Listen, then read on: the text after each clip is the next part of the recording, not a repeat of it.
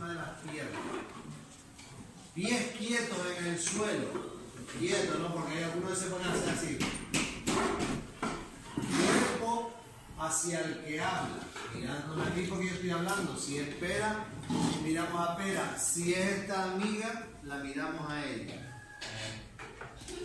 Mente pensando lo que estoy diciendo. Y corazón cálido hacia la persona que habla. ¿Ves? Como me están mirando estos niños. Me están mirando así.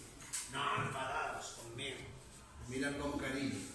Pues vamos a ver los que ganaron de mi colegio. Los campeones de mi colegio de la escucha activa. Voy a recordar. Y ahora